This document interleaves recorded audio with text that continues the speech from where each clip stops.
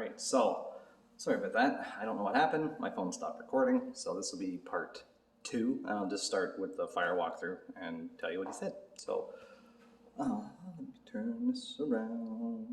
Okay, so the first thing we need to figure out is if those wires are live or if they came off of this old panel that's disconnected. There's still a track on this one. So I don't know if it's connected to these wires or if it's connected to whatever, but that needs to be addressed. So that's on my electrician's list. So the first thing the fire inspector said was he addressed that. Then we came in here.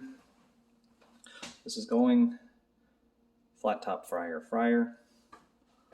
First thing he said is whatever the setup underneath, you have to have your fire suppression people come in and set up the nozzles to address the need under the hood, which we knew. MCC walked me through all that when she ran me through the system a month ago. And so they will come back and disconnect this if we go in this direction, reconnect it when it's done.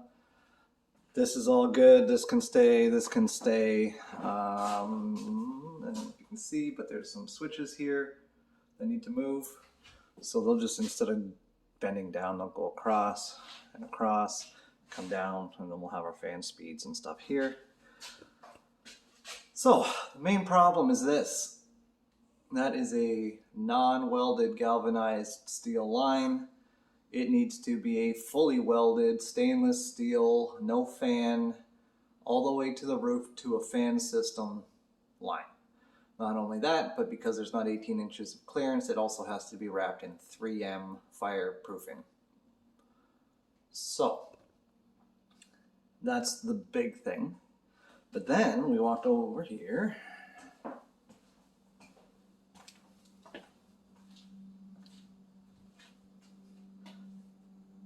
This has to move. It can't stay.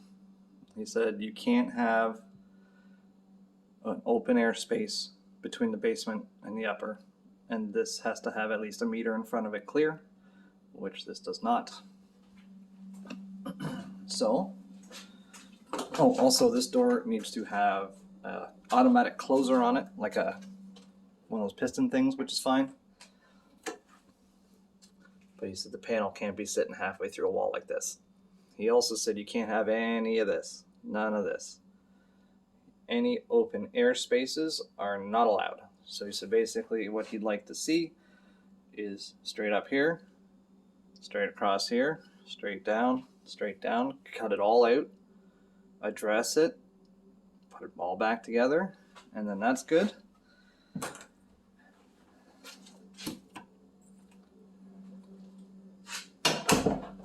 Systems like this, they need to be checked. This needs to have 30 minutes of power in it for the year, so it should, but they come and the people that do the safety stuff, they'll come and check it and address that. So all of these need to be serviced. We have enough of them though, so that's good. Anything like this, where they've taken an extension cord and hardwired it through a wall, needs to go. He said you can't have any of that, and I was like, okay, makes sense to me. These metal lines are okay, but if we have to move the panel, it might mean that I don't even know. So I have my electrician coming in to give me a price on that. I've got my plumber coming in to give me a price on that because all of the plumbing needs to be addressed because the main line's there to rot it. This HVAC line needs to be replaced. So what does that mean for me? I think I just discussed that, but I'll repeat because I'm on my second video. I don't know if I can do all this stuff, and I don't know what kind of support I have from my landlords. They seem to be buying up Peterborough pretty quickly, so I know they've got pockets for something like this, but is it more worth their while to eliminate this as a restaurant and open it as something else? Or do they address these code issues? Because if I don't move the panel, and I don't fix the plumbing, and I don't do the HVAC, I don't open and I can't cook. If I can't cook in here, nobody can cook in here. He said if you leave, someone still has to address it. So I don't know what the solution is right now because we haven't figured that out. We haven't talked to the landlord about it because we've been waiting on these inspections. There's one more city inspector to come through, but the fire inspector told me all the bad shit. So yeah, that's where I stand. So I'm willing to do the plumbing work. I'm willing to do the drywall and the fixes and the paint and the new floor and the, you know, that stuff. I'm not going to replace your panel. I'm not going to do new HVAC. And like what? Because you gave me a fridge? I'm not trying to be bitter. I'm just, twice now, that's what I've been told. It's like, well, yeah, but you got all the stuff in the space. It's like, yeah, okay. But for the loan I have, I could go buy all that stuff. And then I at least have something tangible with the money that I'm loaning, like taking. I mean, you're talking about, I don't know, $30,000, $40,000 in HVAC, another $10,000 for electrical, another $5,000 or $6,000 in plumbing potentially, another, like, I'm not taking on, you know, I'm not taking on this old house project. I'm trying to open a restaurant. I'm trying to make donuts and coffee. And if it's going to be impossible to make donuts and coffee in this space, then I'm going to move to a different space. I really want to try to make this work. And if I have to pay a little bit more rent, I may have to do that, but at least I'd have a usable kitchen and we would be able to get it operational.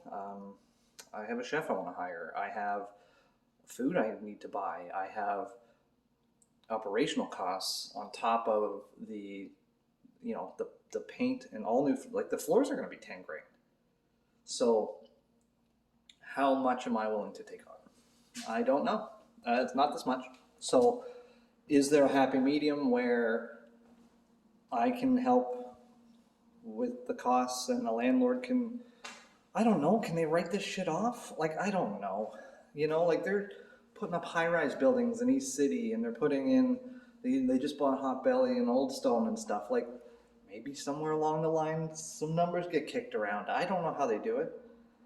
But I have a very strict like funding amount that's coming to us. And it's,